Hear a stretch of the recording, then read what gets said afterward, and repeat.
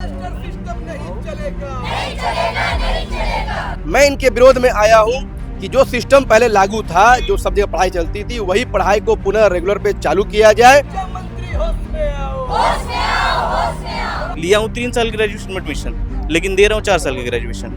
कि आपके इस नियम से ड्रॉप आउट की संख्या बढ़ेगी और परिवार के लोग इनको आगे पढ़ने के लिए नहीं देंगे। आखिर कब तक छात्रों के भविष्य के साथ खिलवाड़ होता रहेगा? इसी सवाल के साथ आज ग्रेजुएट कॉलेज के कैंपस के सामने में सारे छात्र जो है कोल्हान यूनिवर्सिटी के छात्र मौजूद है। यहाँ के जो छात्र है उनका डिमांड है कि क्लस्टर सिस्टम जो कोल्हान यूनिवर्सिटी के द्वारा लागू किया जा रहा है इसे हटा दिया जाए। इसमें क्या हो रहा है कि जो छात्र पहले से अपने कॉलेज में अंडर ग्रेजुएशन और पोस्ट ग्रेजुएशन की तैयारियां कर रहे हैं, उन्हें अब सीधा कोल्हान यूनिवर्सिटी के द्वारा अलग अलग कॉलेज में बांट दिया जाएगा, जिससे कि जो छात्र है उनके भविष्य पर बहुत बड़ा सवाल खड़ा हो रहा है। आइए जुड़ते हैं छात्र से और जानते हैं उनकी परेशानी क्या है, उनकी समस्या क्या है। इधर हम लोग का आधा सेमेस्टर पढ़ाई हो चुका है, अभी आधा सेमेस्टर के लिए हम लोग कहाँ बाहर भटकते रहेंगे। तो हमारी मांग सिर्फ इतना है कि मुख्यमंत्री से और शिक्षा मंत्री से भी इतना लोगों के लिए हर चौक चौराहे में दारू का दुकान, विदेशी शराब, देसी शराब का दुकान हो सकता है हर चौक चौराहे में। तो हमारे लिए मानगो वर्कर्स कॉलेज, वहाँ पटमदा से बच्चे पढ़ने के लिए आते हैं, घाटशिला की ओर से बच्चे पढ़ने के लिए आते हैं, सारा शहर के बच्चे यहीं पे पढ़ते हैं।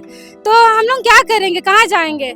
हर 10-10 इंसान के लिए यहाँ दारू का दुकान हो सकता है, तो हर 10-10 स्टूडेंट के लिए यहाँ कॉलेज क्यों नहीं हो सकता है? ये जो क्लस्टर सिस्टम लागू किया गया है उसको रोकना चाहिए और स्टूडेंट पे ये क्लस्टर सिस्टम लागू नहीं करना चाहिए, टीचर पे लागू करना आपकी चाहिए। स्ट्रीम कौन सी है? सबसे ज्यादा पहले हम लोग को सेफ्टी का प्रॉब्लम है, खास करके लड़कियों के लिए, और आगे रिजल्ट में भी अफेक्ट पड़ेगा और सर्टिफिकेट में भी कंफ्यूजन होगा, और जो हम लोग को फ्यूचर में जॉब के लिए प्रॉब्लम हो सकता है। तो कॉलेज ने क्या बोला है? कॉलेज की तरफ से कुछ नोटिस जारी हुआ है? सिर्फ 4-5 दिन पहले हम लोग को नोटिस दिया गया था कि हम लोग को यहाँ से शिफ्ट हो गए, हम लोग को करंडी। आपको सब्जेक्ट वाइज अलग अलग जगह बांट दिया है, ठीक है। किसी को LBSM कॉलेज जाना पड़ रहा है तो किसी को कॉर्पोरेट, तो आने जाने का दिक्कत तो है ही।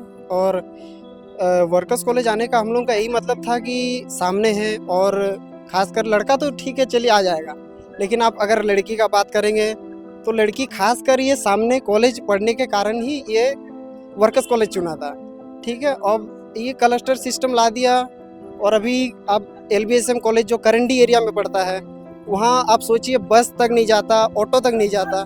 वहाँ आप अगर जाने के लिए बोल देंगे, लेकिन वहाँ पर और एक बात आ जाता है कि पूरा सब्जेक्ट भी वहाँ अवेलेबल नहीं है। अच्छा, ये मिड सेम में हो रहा है सबके साथ? हाँ, मतलब हाँ। आप लोग किस सेमेस्टर में पढ़ते हैं? फोर्थ फोर्थ सेमेस्टर में आप लोग का आधा पढ़ाई यहाँ से हुआ और अब आधा पढ़ाई डिग्री पे भी इफेक्ट पड़ सकता है 2 जगह से, और ऊपर से हम लोग सिर्फ आर्ट्स और साइंस हटा रहे हैं, तो आर्ट्स और साइंस नहीं, कॉमर्स को भी मतलब लपेटा जाएगा। सब्जेक्ट वाइज टीचर को बांट दिया कि तुम उसमें पढ़ाओ, तुम उसमें पढ़ाओ। अब मेरा दोनों अगर सब्जेक्ट है तो हमको उधर भी जाना होगा, इधर भी जाना होगा। मैं BCA किया हूँ, अभी जस्ट 12 तारीख को अपना आखिरी एग्जाम दिया 6 सेमेस्टर का।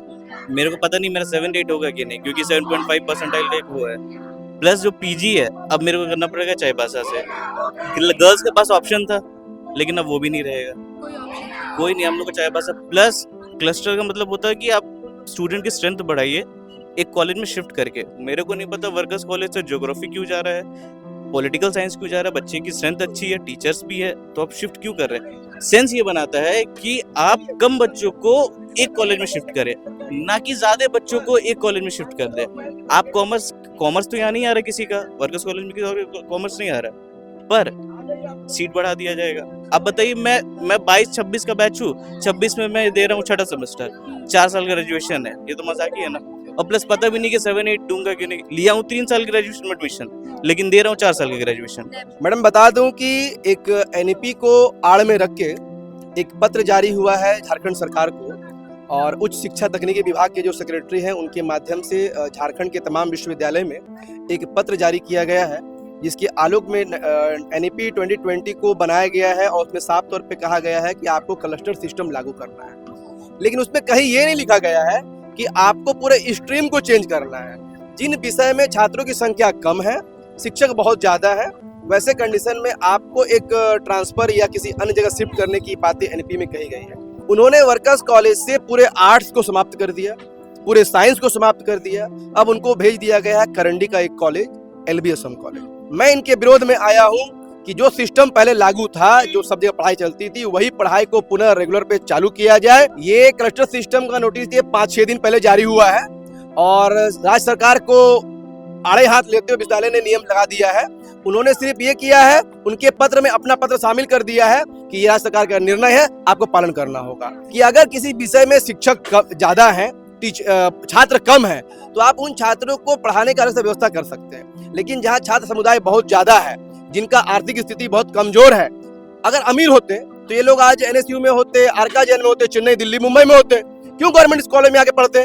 अगर आप वहाँ पढ़ने का व्यवस्था ही नहीं देंगे तो बच्चे आधा वहाँ करेंगे, आधा वहाँ करेंगे, तो मतलब आप बच्चों को बांट रहे हैं।